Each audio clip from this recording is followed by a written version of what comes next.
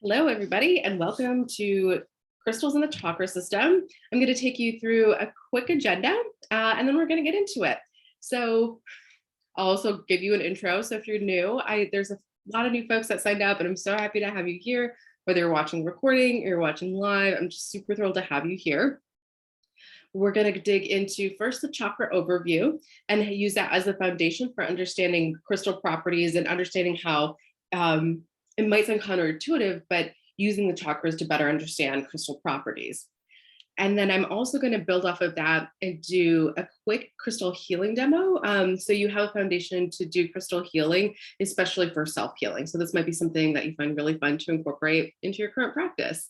And then for those that are live, we're going to do the giveaway, but that'll be off screen if you're watching the recording, and then also some Q&A. So if you don't know me, my name is Courtney Francis, and a lot of people call me a crystal whisperer. So I sell crystals, and then I also help people talk to them. So I do different classes and one-on-one sessions with folks, and it's kind of my passion to help people really get excited and create fun foundations around crystals.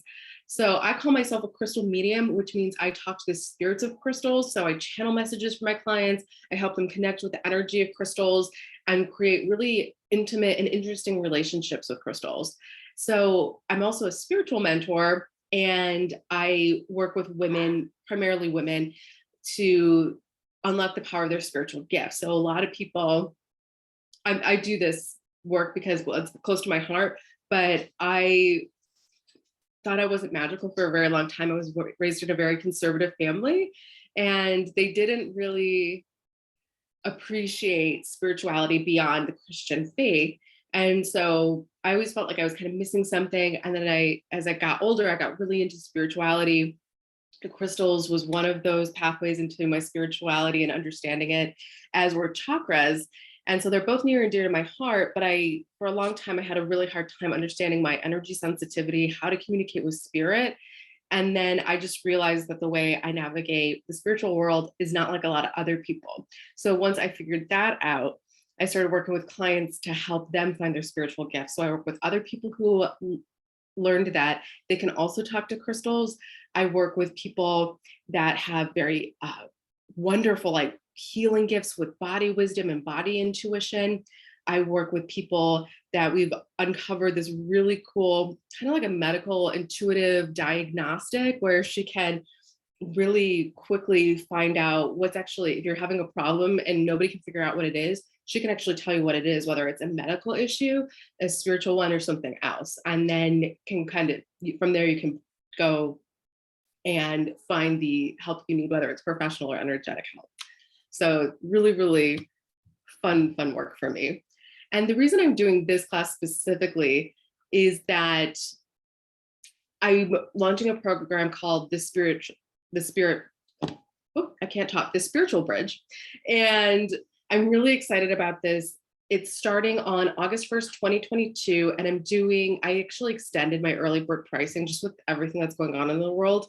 I wanted to give folks a chance to allow their nervous systems to recalibrate and decide if this is the right thing for them at this time. So my early bird pricing cutoff was going to be July 15th, but now it's going to be July 31st. So you basically have until we start to sign up and get early bird pricing. It might sound counterintuitive, but it is a continuous enrollment. So if you decide to enroll later, even sometime next year, you can. It's just at a different rate. And I'm really excited about this because I feel like I've, in a way, like, perfected the technique for helping people find their spiritual gifts, but it's also by honoring the fact that there's no one size fits all approach for people. So like this class, so this is my show and tell, and saying like, hey, if you like this approach, we might be a good fit to work one-on-one together. It is really in depth. There's 6 one-on-one sessions. There's 10 learning modules. This will be one of the bonus modules, so it'll be one of the 10. There's 8 main ones. But if you like this approach and the way that I kind of navigate the spiritual world, especially when it comes to crystals, you might really like the Spiritual Bridge. So I just wanted to offer this up to folks. I'm not going to go in more detail in this program because I really want to focus on what we're here to talk about, which is crystals in the chakra system. But I wanted to put the invitation out there. If you have any questions, I'm happy to talk about it during the Q&A. And I will also send you a link tomorrow when I send this out to the Spiritual Bridge if you want information. And one other thing, what was it? Oh yeah, so but I'm available to talk about this if you want to. Sorry, for some reason I thought this word spiritual was there was a typo in it and it was really distracting me. I've looked at this presentation too many times. Okay, so here we are. Here's the actual class, Crystals of the Chakra System. Welcome to the Spiritual Bridge. I'm really excited to share this information with you. The one thing I do ask is just to respect my intellectual property and the fact that I'm a business owner. So please don't share this video publicly or privately. This is protected by my IP. But that's it. That's my one ask. So otherwise, I hope you enjoy this. So what are the chakras? Chakras are energy centers in and around your body. And there's 7 main ones. And those are the ones that we're going to focus on today. There are things called chakras and then smaller energy centers called nadis all over the body. And I've read different things about these systems, and depending on the system, there's over 100 of these all over your body. And to me, that's too much to work with unless you want to be an expert in chakras. We're going to use them as a foundational tool to help navigate our spiritual practice using crystals. But it's also just a fantastic foundation to have because you can use this information in a lot of different ways. I'm going to be focused on the colors of the chakras, which is really wonderful if you're into color therapy and understanding how different colors interact with you. They're all kind of interrelated. And I know I've got some folks that are experts on essential oils on the call. So I'd also be interested to see how much overlay there is with the chakra system or essential oils. And if chakras are completely new to you, maybe it's new, but I kind of like, I had this gut feeling being like, I feel like you can use the chakra system to also simplify essential oils. But I love using them, but I'm not an expert. So I always rely on my experts for more information. So each energy center, these are what create, if you've heard of an energy torus or your electromagnetic field, it's these chakra systems that help make up the electromagnetic field of your body. And your heart is the most powerful transmitter of energy from your body. Science has proved that it's 60 times more powerful than your brain activity, which is pretty incredible because that thing is firing nonstop, even when you're sleeping. So these emit actual scientifically measurable energy. But these are also coming from ancient principles from the East. So somehow they knew that these chakras emitted energy and that they did something special. They are affiliated and aligned with different physical, spiritual, and emotional attributes. I do plan to talk a little bit about the physical attributes, but I'm going to mostly focus on the spiritual and emotional attributes because I also feel like providing so much information can be overwhelming and I don't want it to be confusing.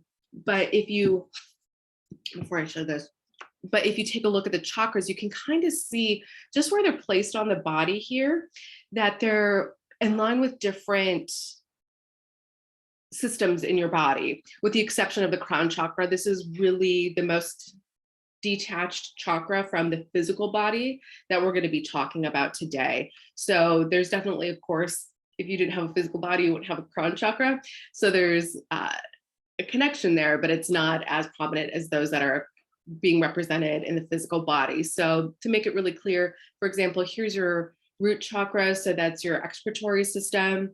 You've got your sacral chakra. So it's very closely aligned with the reproductive system. And then when I start telling you about some other attributes that these have, I think it'll start to come together and make sense. And let me see. I'm not sure that I can see the chat box. So here we go. Okay, I was just checking to see if there were any comments or questions since this is being filmed live, but it sounds like everybody's tracking so far.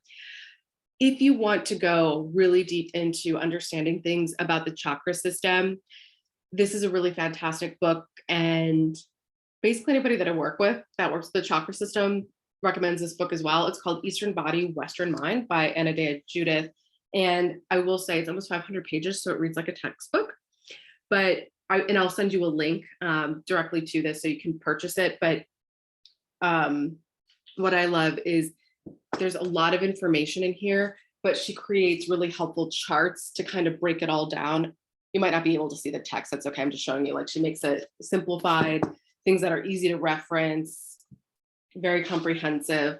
And this was really a key book in me learning to work with the chakra system. And I highly, highly recommend getting this. If you take this class and you're like, oh my gosh, I want to know everything there is to know about it. So what are chakras? And I'm hoping this video plays. Oh, sad. I don't think this is going to work. So basically, I chose this visual here because it's a video and it's supposed to show the rotation of the chakras. Basically, these were just like a circling and a nice clockwise motion just to show you what a balanced chakra kind of looked like visually, but that's okay. It's not imperative. You can use your imagination. But chakra is a Sanskrit word for wheels. So when chakras are balanced, healthy, and in alignment, they rotate in a clockwise direction. And when chakras are blocked, stuck, or out of alignment, their natural movement changes. So a lot of people, when they're doing, if you've heard of Reiki attunement, which is an energetic healing modality. And what you learn to do is sense energy through your hands and your eyes, and to turn on and attune your senses beyond what we can normally see. So you learn to sense the chakras and the chakra system when you become Reiki attuned. I'm not sure, it's been a while since I've been Reiki attuned, so I can't remember if they go in detail and saying like, these are your chakras. But if they don't say that explicitly, or your teacher didn't, that's one of the things that you're checking when you're doing body scans and things like that, is you're checking to see what areas of the body, if your chakras are in alignment or not. So one thing I will caveat here is, as you go down your journey, you might find that if you do body work on people, if you decide to do energy healing on other people or yourself, you may feel like, hey, Courtney said that the chakras spin in a clockwise direction, but I feel like when mine are balanced and in alignment, they actually spin the other way. That's totally fine. I've heard that it happens to people, but I've done chakra healing on a lot of different people, but it's also the way I sense energy, because I ask spirit to make things simple for me. So it's kind of like, spirit, just show me which direction somebody's chakra is spinning. To me, clockwise means imbalance. Clockwise means out of balance. So even if I had a client that had a clockwise rotation, in a natural clockwise rotation to counterclockwise rotation, rather, let me say this again. If I had a client come in that naturally had a counterclockwise rotation of their chakra, to indicate that it was in balance, I wouldn't necessarily sense it that way, because that's not how I navigate it. So I kind of made a deal with spirit to say, like, when I see a chakra wheel spinning in a clockwise direction, it means it's balanced. And when it does anything else, it means that it's out of balance or blocked or stuck, and I need to do some work on it. And let me know. Oh, thanks, Kat. Oh, I'm glad you love the book. Yeah, it's such a good one. So let me know if that was clear. If not, I'm happy to repeat or restate that. But basically, what you should know about chakras is they're almost always going to rotate in a clockwise position. But if you find that this doesn't suit you, that's okay. Like I said, just about anything with spirituality is not a one size fits all. This is very, very common, though. It's very rare for somebody to rotate the other way. Probably because, honestly, the way that most of us are taught. So the chakra system, to me, to make it easy to navigate the chakra system, there's two things that you should remember. So usually the most important thing to remember is the corresponding location on your body, which is why I recommend having a chakra chart printed out and handy, just so you can reference it as we go through it. But for this class, actually the color association is going to be the most helpful, because that's what we're going to use to bridge the gap between what chakras mean and what crystals mean. And there might be a little bit of repetition, because basically I'm going to say red means this, and that's pretty much the same for crystals and chakras. But I would like to give visual cues. I'll tell you a little bit more information about everything that I'm presenting here, so to help you remember things as well.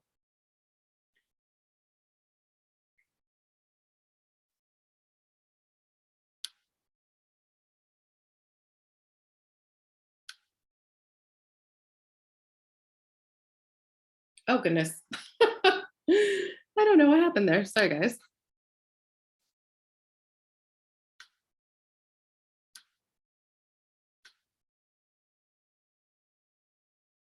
It does not want to go to this next slide. Okay, so here we go. So this is I love this drawing. I just think it's really beautiful, but I also love it because I feel like it's a really clear representation of the chakra system. So the rainbow system of the chakra was introduced, I want to say about 100 years ago. And basically what it is a color coding system for the chakras. And it just makes it so much easier to navigate it. And what I think is also really helpful about the chakras is just like our body naturally, like all of our main organs and our main systems are kind of along your spinal column. So it just helps you remember, you don't necessarily have to remember all these complicated locations, because it's like they're kind of not directly on top of each other, but they are stacked one on top of the other. So when if you can remember that your root chakra is at the base of your spine, your heart chakra is at your heart or at the center, and your crown is above your head, you kind of know, like, it's a great basis to like figure out how everything kind of falls into place. So without further ado, let's get into the chakra properties. And it might be a little awkward. I apologize whether you're live or watching the recording. For whatever reason, my chat box is like 2 screens over on my computer. So I have to keep like changing the screen that I can actually see to make sure that there's no questions in the chat box. So apologize if things are awkward, but that's just how it is. So the root chakra is at your base of your spine. So in this drawing, what I'm also kind of noticing here is it kind of looks like you could misconstrue this for being at your feet. So I apologize for some of the unclarity there, but it's actually at the base of your spine. So kind of like your tailbone, but kind of below it. So if you can imagine it, a lot of times people see it as like a cone shape coming from the base of your spine. And yes, you can take that as far as you need to. I'm just not going to take it all the way there. If you have a dirty mind, you're welcome to take it there. But yes, that's exactly what's happening, is at the base of your spine. It's at your excretory system. So that's where it is. And that's where you have a lot of energy emanating from. But what's interesting is, so the associating colors are red and black. And the keywords here are about being grounded, safe in the body and the world, healthy and stable. So a lot of times, if you listen to meditations about dropping a grounding cord, a lot of times that's actually kind of where you're connected to the earth, is through that system. So if you're not walking or standing, and you're actually sitting on the floor, that's kind of what's tethering you and helping you ground to the earth. So it's kind of actually, like, in a way, really, really beautiful on the different ways that you can feel connected to our planet. Now, one thing I will say is what I notice in my clients, so you may relate to this, you may not, and that's okay. It's not a judgment of good or bad, but what I notice is my clients tend to be really developed, and their third eye and their crown chakras, sometimes almost up to the point where it's overdeveloped. And what I mean by that is when you spend a lot of time and effort up here in your third eye and your crown chakras, a lot of times you're not in your body. So if you're constantly anxious, worrying about the future, even if you're very like intellectual and spiritual, what's happening is you're kind of being detached from the physicality of your body and the physicality of the world, which is what we're really on this earth to experience as humans. So if this sounds like you might need to do extra work on your lower chakras, especially solar plexus, your sacral, and your root chakras, to feel more connected and to feel safe in your body.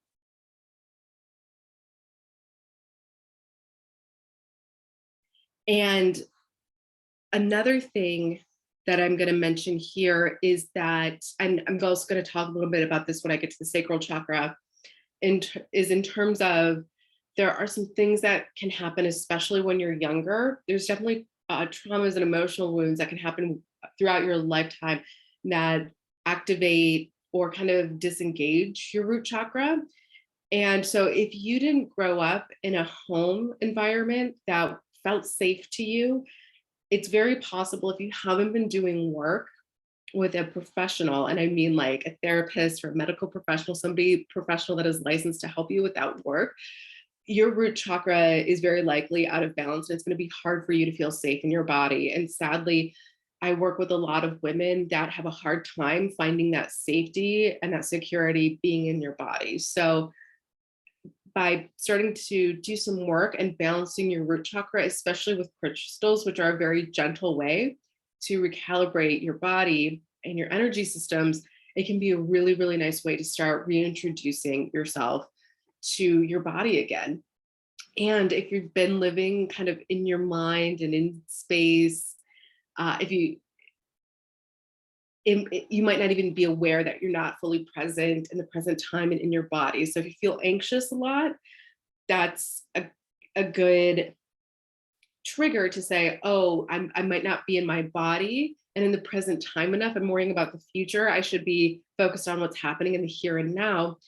And a nice trick that you can do that's pretty simple, so you don't need to overthink it, is basically what you can do is as you're working with your chakras, and you can do this, weave this into the practice that I'm going to show you later with chakra crystal healing, is move your consciousness down from your brain, your head, down to the different chakras in your body. So one of my teachers and good friends talks about taking the elevator down and working with different chakras that way. But it's basically taking your awareness, and if you are having a hard time conceptualizing it, just pretend like, what would happen if all my thoughts were in my root chakra? Okay, now I want to think about what would happen if my thoughts were in my sacral chakra and my awareness was really rooted in my sacral chakra, then moving to the solar plexus and so on. And that's a nice way to start getting yourself used to being safe and present in your body. And then with the sacral chakra, this is associated with your reproductive system. So it's 2 inches below the belly button. It's represented by the color orange. And so things like, of course, sexuality, enjoying pleasure, whether it's sexual in nature or not, but also having healthy boundaries of that and not going to the point of addiction, is part of the sacral chakra. Also, creativity, kind of your imaginative bursts come from your sacral chakra. So again, as women, there's a lot of things that can throw a sacral chakra out of balance. Painful menstruation can be one. Stopping menstruation and not working with the energy of your womb. A lot of us have had surgeries there, and just other things happen that really impact our sacral chakra. And I don't want to go too far off on that tangent but I just noticed that as women especially, these are the two chakras that I would say as many as 80% of my clients would have these out of balance. And as they felt more and more comfortable talking to me, there were some pretty severe things that had happened, or even sometimes not so severe. It could be like, I mean, I have a lot of empathy for anybody who has a painful menstrual cycle, but just this, or maybe being raised by mom wasn't in the picture. So it was like telling your dad, like, hey, I'm menstruating, or being a late bloomer or an early bloomer. Some things as simple as that can throw your sacral chakra out of balance. And if you're not doing active work to heal that, it just stays out of balance. And this stuff gets knocked out really early in your development. And Anadea Judith talks about this pretty comprehensively in her book, different age ranges. The younger you are, the more impact it has on your lower chakras. And as you get older, it impacts your upper chakra development. So the solar plexus. I had to think about this here. What am I looking at? The solar plexus is 4 inches above the belly button. Its key color is yellow and is associated with confidence, warmth, humor, self-esteem.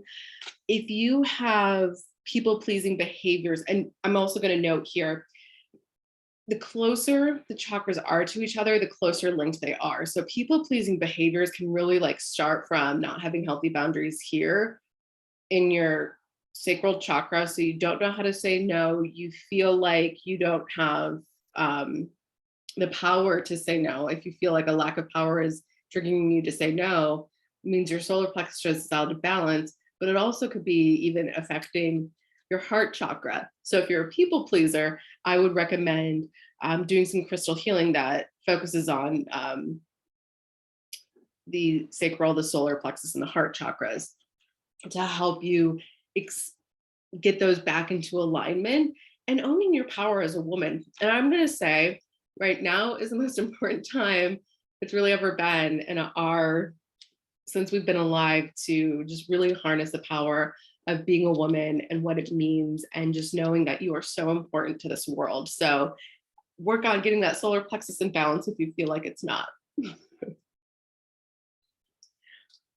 So the heart chakra is your center of emotions. It's located at the heart. You can take that to mean anatomically correct and place things directly on your heart. I did a lot of what I call body work with people. So I'm laying crystals on people. So a lot of times it can get awkward because we're women, we have breasts. And, you know, I don't want my like crystals to get into people's nooks and crannies. So I would just, if you place something as close as you can to a chakra, that's just fine. And especially if you're working on other people, I just think it's always respectful to be, or always a good practice to be respectful of their bodies, especially knowing that some people that come to me are coming for some pretty intense healing. And so that's just like a practical tip if you decide to really build on this and get some more training and have your own practice. Just a practical tip of like, hey, we're women, we're curvy. And so crystals don't always stay where they're supposed to, and that's okay. And when you start doing it on yourself, you're going to kind of notice how things slip and slide on your body, especially if you can't sit still for very long, or rather lie still for very long and stay awake. So keywords here are, of course, love, but not just of others and having those like strong relationships. It's also about loving yourself. So for me, again, just the type of people I see, they're very altruistic, really wonderful people. I have really freaking cool people in my orbit, and I'm so happy and grateful for this. But a lot of times they don't fill up their own cup before helping others. But what I find is that it's so much easier to exude compassion and kindness when you're filling up your own cup. And I find that a lot of times I can usually tell folks that are mothers because that don't have a good self-care practice, because their heart chakra, I'm like, is this thing on? Because they just give so much constantly to other people, they forget to fill themselves up and how important that is. So I'm sure probably coming from you at all angles, but I just recommend that you took really good care of yourself. So the throat chakra. Now, sometimes when I start even just talking about the throat chakra, people start needing to like clear their throats a little bit, or it tickles, or it's uncomfortable. That's a good sign that your throat chakra is out of balance. Your throat chakra is conveniently and intuitively located at the center of the throat. Thank goodness. I love it when things are easy. The key colors are teal and light blue. You also some turquoise in there, kind of like anything from the light blue spectrum to blue with green, blue, green, aqua, all those colors. And keywords here are about communication, being truthful, living in integrity, being a good listener. So what I find, and I'm going back to my clients a lot because I feel like a lot of the people that I just are in my orbit will probably relate to this, but don't feel bad if this isn't you. It's okay. I'm not saying like if your heart chakra isn't working right, when I was giving that example, like if your heart chakra is in balance, like that's what we want. We want you to feel full and like you're not constantly depleting yourself. So don't feel like if you don't relate to some of these stories that you're weird. These are just things that I think will like 50 to 80% of the people that are watching this will resonate with. So a lot of times when I work with folks with the throat chakra, they have a hard time speaking up for themselves, or they don't want to be a burden, or they don't want to say no. And they're compromising too much and trying to be harmonious, usually in a family unit is when they feel like they can't be heard, or if there's a really problematic work situation happening, it can mess with your throat chakra. I was working on a woman and I was like after the session, I was like, did you used to sing? And she's like, yeah, I was working in LA at the time. And she's like, yeah, I did it for a career, but it actually made me hate singing. And I'm like, you need to sing again, but you don't have to get paid for it. You just need to sing even to yourself in the shower. Like something's wrong with your throat chakra. And the message that I got was that you need to sing more. So if you're feeling like you can't express yourself, like at least talk to yourself, sing to yourself, do things that are really powerful forms of expression, even if it's just for you. And also what's interesting is the throat chakra is really the center of expression. So your hands and working with your hands, so writing, art, things like that are also actually affiliated in a way with the throat chakra because they're forms of expression. And then your third eye is about, so it's kind of here. A lot of people have a hard time finding it, and don't worry about it, especially if you're trying to put a crystal. Like your foreheads are also, depending on the person, like you can have more curvature in your skull. So even if you try to get some like a crystal right on your third eye, the chances of it staying there, like good luck. There's a good chance it's gonna like fall to the side of your head, and that's okay. But if you're trying to locate it, it's about 1 inch above the center of your brow. It's usually represented by indigo and dark blue. And keywords here are about intuition, perception, visualization. And if you're not a hyper visual person, don't worry. I know some very powerful spiritual practitioners that don't use they're not very visual, but they're able to interpret and understand symbols and messages from spirit. So it's kind of all about that. It's about both the marriage of your conscious and your unconscious mind. So a lot of people think the third eye is just about that like unconscious woo-woo center of you, but it is the marriage of both. It's about your analytical mind. I think that if you're not practicing logical discernment and things like that, it can be really hard for you to navigate some spiritual messages that you get, or even finding good spiritual practitioners. Like you definitely want to be discerning when you're working with people because you want to find the right match for you.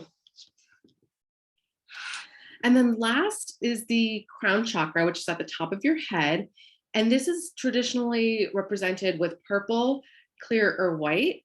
And the keywords here are about spiritual connections. So your connection to God or the universe or whatever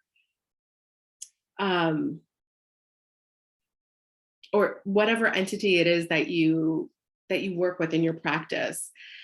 You also have an awareness that you're one of many. You're an important one of many, but we're all connected in some way. And it's also how you can find inner peace by surrender, letting things go, trusting in the universe, trusting that there's a greater power that is out there trying to make things good for you. So one thing I will note about, and I might skip back a few slides. And as I do this, let me check the chat box. Sorry if I've kind of. Yeah, so I got some good comments here. I'm not going to say them out loud because I feel like they're personal, but it was shared to everybody in the chat publicly. So if you want to take a look at the comments there, I want to just thank you for sharing that and also acknowledge like doing inner child healing can be very, very helpful in addition to traditional Western modalities and less traditional or Eastern modalities. I love layering a lot of different healing practices on each other. So one thing I will say, actually, this is going to be easier for me to present this way. So one thing I will say is you may see these colors change and shift depending on different charts you find on the internet or in metaphysical stores or books or what have you.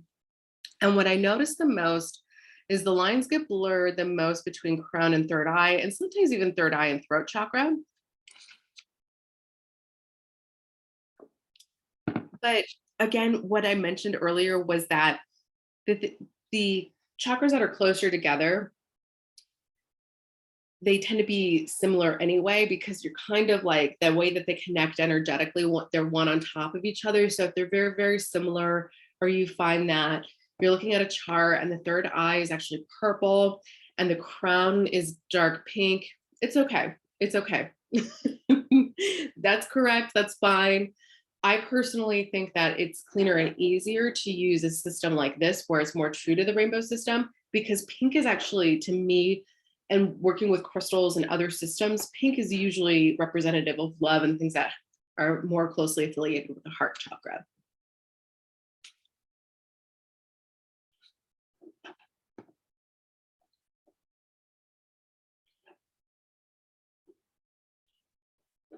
Okay, so now it's time to kind of marry everything together. So we talked a lot about chakras, and now it's time to marry up crystals. Now, sadly, not sadly, in a way, crystals don't magically fit into the rainbow chakra system because there are more chakra colors than just the colors of the rainbow. So I will address those as well. But again, knowing the 7 main chakras, what the colors of them are and what they represent is going to be very, very helpful in navigating the crystal world. And one thing I will say, I'm going to probably say 2 things, and I will try not to go on too much of a tangent here because I can do that. But this is really meant to be helpful guidance. So as I mentioned before, most of these words are pretty similar to what I have listed on this chart, but some of them are different. So if you like some of the ones that are listed here that might not be listed on your chart, go ahead and write them down too. And if there's somewhere you're like, oh, as I'm learning about this, I kind of don't like, maybe you just don't even like a certain word on here, so you can kind of cross it out. It's really meant to be a tool to make it really easy for you to navigate things, and also to have something visual that you can refer to as you start learning things. I feel like as soon as I try to memorize something, that's a really good way for me to like forget everything I learned about a subject. So I like easy handouts and charts and things like that. The second thing that I'm going to say is it is very likely you are going to run across contradictory information on crystals. And there's a few reasons for that. I don't want to go too in depth, but basically, as people are channeling information from crystals, they can have very different experiences. I would encourage you to use this as a foundational tool again to make it really, really easy to navigate the crystal world and to make it fun and easy and simple.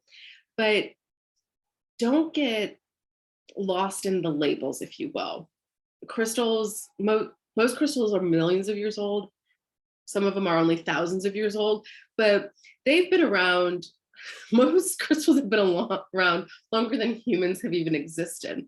So when you think of clear quartz, for example, it has so much information packed within it. And even in Silicon Valley, the reason it's called silicon is because they use quartz, which is silicon dioxide, and they use it for a multitude of purposes because crystals are like really freaking cool and they can do cool techie magic stuff, cool techie stuff and magic stuff. And what they are used often in tech for is recording information and data storage. So it is just inherently a data storage tool. So I say all of this to illustrate the point that crystals have a huge intelligence. So I want you to maybe at least try to take a look at it as saying, like, these labels are something that's going to help me create a relationship and start working with crystals and make it really easy for me to navigate this world. So when I go into a crystal shop, with hundreds of options, I'm going to have a really good understanding of what those things mean. But as you go deeper into your practice, if you allow yourself and the crystal to really open up as you work with it more and more, don't necessarily say, I can only use these crystals for, like, for example, this black tourmaline that I have pictured here, I could only use this for grounding and protection. As you work with a crystal, if you have a really strong connection with it, like if it's your crystal bestie, it might really open up and do some powerful magic with you. Maybe it becomes your abundance crystal, even though abundance crystals traditionally are green or yellow. This thing might, like, don't let what I say here or what other people tell you limit the magic and magical capabilities of crystals, because they are so much smarter than us. They have so much more information. Okay, I'll get off the soapbox. I think I've belabored that point enough. So black crystals tend to be associated with the root chakra, and I love thinking about them as like protection and grounding stones. So picture it as black tourmaline. You might also be familiar with jet, shungite, and obsidian are very common. Although if you're a true crystal diehard, obsidian is technically volcanic glass and not a crystal, but I found it a very, very powerful metaphysical tool. I'm going to go to red, stick with the root chakra here. So this is falling really nicely into the rainbow system. Red, root chakra, again, safety, emotional stability. Pictured here is red jasper. There's also garnet.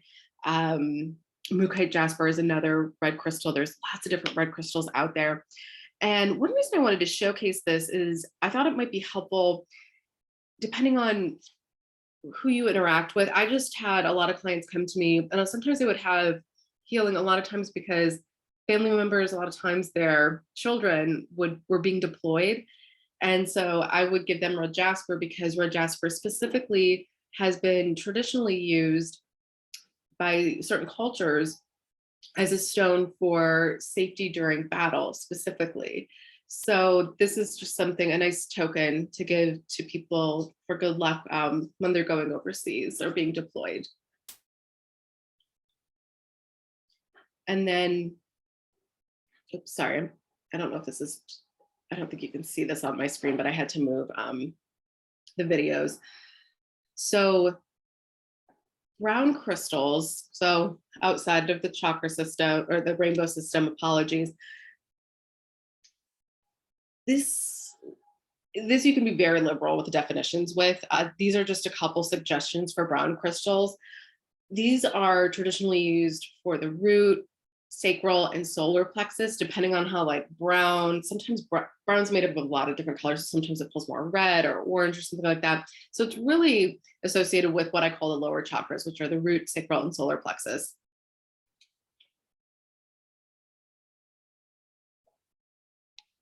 And these are really good for detoxing energy, especially the smoky pictured here. Smoky quartz is really great for energy detox, and also letting go. If you're having a hard time and you're stuck in a thought spiral, sometimes it can be hard to let go of certain thoughts or people, what have you.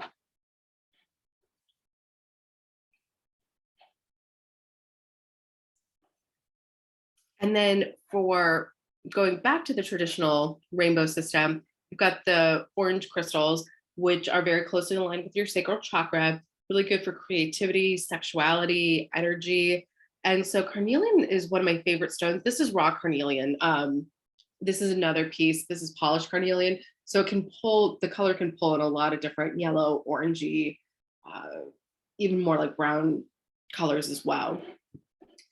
And so this is really wonderful for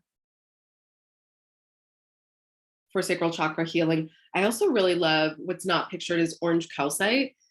I really love that stone if you're working on emotional wounds. I just find it so soothing and in a way like therapeutic, if you will. I really love calcite for deep healing. And then when we get to yellow crystals, these are associated with the solar plexus. So keywords include confidence, power, and abundance. So these are your traditional money crystals. This is topaz. Your other traditional money and abundance crystals are going to be green. And yellow, I work with both, but I kind of prefer, I like to pretend like I'm this old soul and I'm going back like hundreds of years, actually not even that long, but like I'm going back a ways when gold was the currency used. So that's the reason that a lot of yellow crystals are really, really great for abundance work, is because for so long, gold, the golden colored things, honey colored things are representative of abundance and wealth. So one of my favorite crystals to work with for money abundance and money rituals is pyrite. It's a money magnet. It works super fast. It's very, very effective. It's fool's gold. Pyrite is I don't even know if it's the geological term, but it's more proper to call it pyrite versus fool's gold, but they all work. I guess it's not more proper. It's just like fool's gold. It's the nickname. We don't have to be proper here. Not when I'm not when I'm teaching.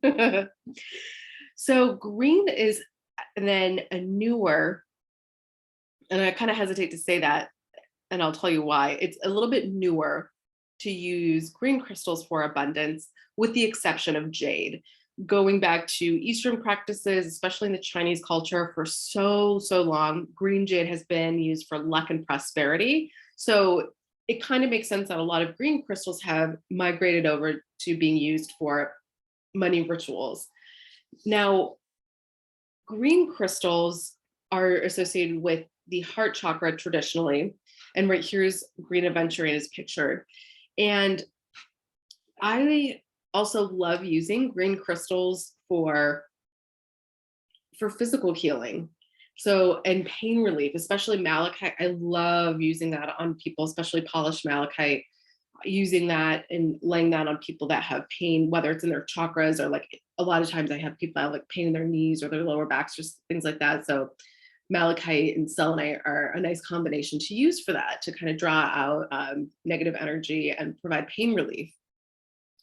But green, especially green jade, is very traditionally used for money. And so the way I kind of, in my mind, you don't have to do this, but sparkles in spiritual practices often symbolize good luck and good fortune. So I use a lot of more sparkly crystals, like green aventurine sometimes has a lot of sparkles in it, sometimes not. But fuscite is another one. I do have one handy. So this is raw fuscite. I don't know if you can see here, but they're pretty shiny. So you should be able to see like they're loaded with sparkles. They tend to symbolize good luck. So to me, it still makes sense that, okay, you can use it for both physical healing and for money, because why not have a little bit of good luck when you're doing physical healing? I used to use fuscite a lot when I was doing crystal healing on clients. Another color association is pink with the heart. And that should be intuitive for a lot of people, even though it's outside of the chakra system. So pink is a color associated with love, is a lot of times more modern practice, mostly associated with like pink and red are the colors for Valentine's Day, but it does make sense. Like pink is very close to the color of our blood, of our circulatory system. So it kind of makes sense that it's affiliated with the heart. So the way I separate, so green crystals to me tend to be more about physical healing, vitality, and money. And the pink crystals tend to be more associated with the love and emotional aspect of the heart. And in my mind, I know that there's some overlap there too, but for the most part, I really find it true more often than not. So pictured is rhodochrosite, and if you're not buying a tumble, this is not super budget friendly, but it is my favorite crystal. It's used a lot in gemstones, and it's pretty uncommon, so it can get pricey when you buy larger specimens, but it's just absolutely gorgeous. It's really wonderful for emotional healing. It was my go-to crystal when I was working on building up my self-confidence and self-love and understanding what it meant that I had value as a human that wasn't associated with material things. And so I use this a lot early on in my spiritual journey. And so pink in general symbolizes love, relationships, more emotional components of healing, whereas green is a little bit more physical components of healing. And then light blue crystals are the light blue, turquoise, teals, all that kind of good stuff that's affiliated with your throat chakra.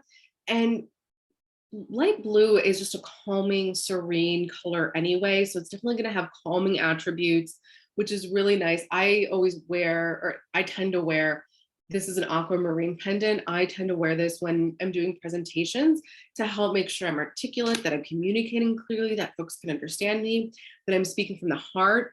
I kind of love working with throat chakra crystals because they tend to connect the heart and the mind. So you can be both intelligent and super loving. And I think it's just a fun combination. So what's pictured here is blue agate, but you can also work with Larimar, blue chalcedony, really anything that fits within this color spectrum. And then, let me check, sorry, I feel like I'm going super long here. Okay, I am going a little longer than I thought, but that's okay. And then the third eye is associated with dark blue. And pictured here is azurite. This is my favorite, one of my favorite. This is another one of my top 5 stones. And this is a little bit more gemmy quality. Sometimes it's a little more almost like dusty looking, or you can find they're cute little blueberries and looking things. It's often found with malachite and chrysocolla and turquoise. They're all copper-based minerals. So they all tend to grow together. And so dark blue crystals are great for your intuition.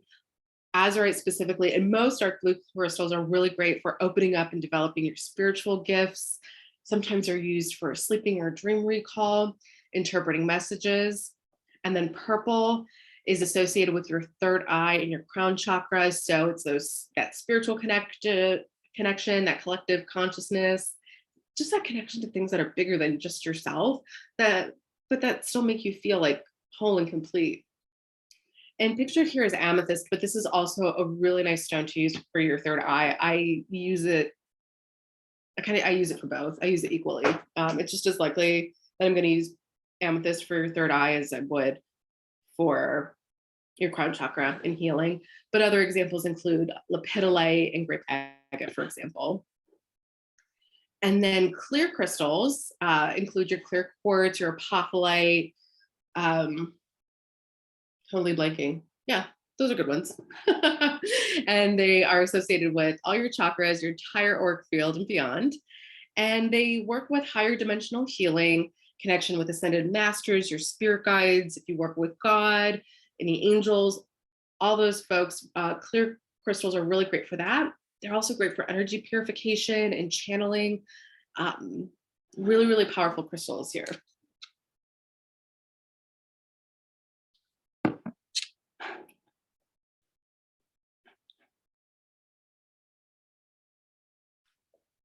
So this is bringing it all together. So now that you have the foundation of chakras and crystals, this is kind of what it looks like when it all comes together. And I also tried to show here representations of crystals that are pretty easy to find and on the more affordable end of things. There are some exceptions. Citrine is a rare crystal and it just keeps going up and up in price. So when a lot of times, if it's real citrine, if you're in a crystal shop, because it's very expensive. But otherwise, a lot of this stuff, especially when you buy in tumbles, can be affordable. Another note on citrine: if you find a tumbled citrine, unless it's from Congo, it's not real. They don't tumble citrine because it's so valuable. It's not worth it for them. Or very, very rarely they do. Okay, so that's bringing it all together. And now I'm going to walk you through a very simple, but hopefully you'll find it powerful, crystal healing. And it's just as simple. I don't want to overcomplicate it. Basically what I'm going to just show you. I'm trying to make sure you can see it, but I also can't see the screen super well. So hopefully this works. But you know what? No, I want you guys to see the directions too. No, you're going to get, sorry, I'm being so indecisive. Okay, I'll just show it this way. I think you can see it okay. Basically, if you can't see this visual, if it's not bright enough, it's the photo of the woman with the chakras outlined and showcased. And with crystal healing, I'm actually going to use the chakra kit that somebody's going to win. The directions I have is like, it's a great ritual to do right before you go to bed. Like if you're doing south crystal healing, it's a really nice way to draw all of your energy inwards towards your body. But you can do it at any time that feels good. Like if you have a meditation practice in the morning and you want to integrate this into that, this is wonderful. I'm going to show you how you can do what it's called a body layout. So when you lay all the crystals down, and then you can get creative with it. This is a very simple matching crystals to the chakra system. But like I mentioned, like if you are trying to work on some people pleasing skills and you want to focus on a few chakras, you can highlight just put crystals on your sacral, your solar plexus, or your heart chakra. And you can get really creative with body layouts. But I'm going to show you probably the most traditional one that there is out there. And what I recommend doing is placing a crystal at your root chakra, working all your way up, working your way up to the crown chakra. And again, it's kind of the color coding. So for the root, I have this it's red tiger's eye, and I'm not sure if you can see it super well, but that's okay. And then for sacral, I have carnelian. For solar plexus, this is rutilated quartz. So it's a pretty rare stone. So it has these beautiful gold filaments inside of it, or golden, sorry, not actual gold. Chrysoprase, which is this beautiful limey green crystal for the heart chakra. Larimar for the throat chakra. And you can see when you're using a proxy. So if you do distance healing, like with Reiki and things like that, using a small printout like this can get full very fast. Sodalite for the third eye. And then I chose white opal for the crown. And one thing I will note is for the root chakra, when you place this on yourself, it can be kind of an awkward thing to try to get to your root chakra since it's at the base of your spine. So if you're more comfortable, you can just set it on the crease of your inner thigh. And then once all the crystals are placed, if you're working with clients, you might want to set your intention and call in your spirit guides beforehand. So you can really, whatever works good for you, if you want to flip 2 and 3, you can set an intention, and it can be any intention. This one is about balancing all of your chakras. So my intention here is my energy is in flow, aligned with my heart, mind, body, and spirit. This is also a nice time if you want to call in spirit guides, Mother Earth, protective energies. It's a really nice time to do that. And to do it, you just simply say, I call upon my spirit guides. I call upon the protective energies of Mother Earth. I call upon any and all helping spirits that want to be here to aid in my healing. And then I forgot to mention that step 1 is really setting the scene. So if you've got relaxing music on, you can certainly do that. You can listen. Sometimes you can find some really nice chakra recalibration music or guided visualizations. This is a nice time if you are feeling really anxious to really ground yourself and move your consciousness to different parts of your chakra system and different parts of your body to really start feeling comfortable and safe in your body. And you want to do this for about 5 to 20 minutes. 5 is the least amount that I would recommend. But if you have a hard time lying still, you can also build up to that and start with 1 minute. 1 minute is better than no minutes for sure. And then once you're done, you simply just take them off. I like to do it in order, in reverse order. So I start with the crown and then move to the third eye, the throat chakra, then the heart, solar plexus, sacral chakra, and root chakra. And then kind of just like wiggling fingers and toes, waking up your body and kind of just recalibrating and feeling more awake, more aware of your surroundings. And after that is a good time to write down your experience and what happened during that session for you.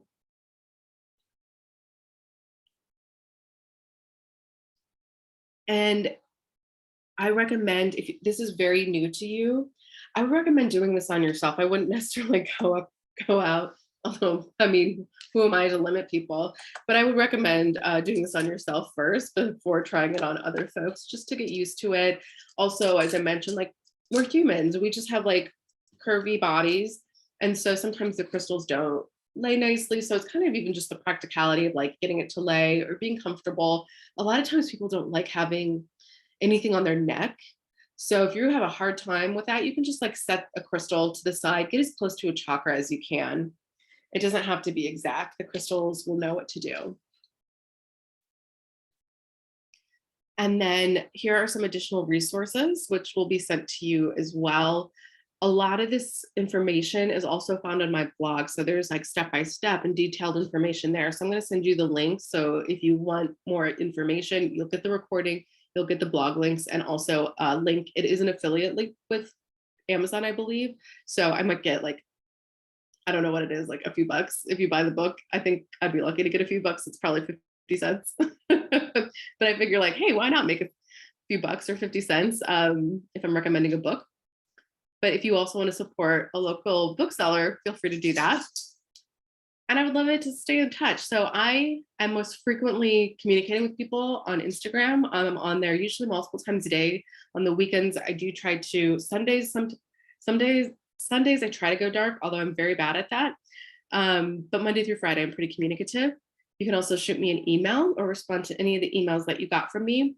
I do communicate with folks a lot through my newsletter. So if you signed up this week and next week, it might feel like you're getting a lot because you're getting my scheduler from Acuity. You're getting reminders about this class. So you probably got 2.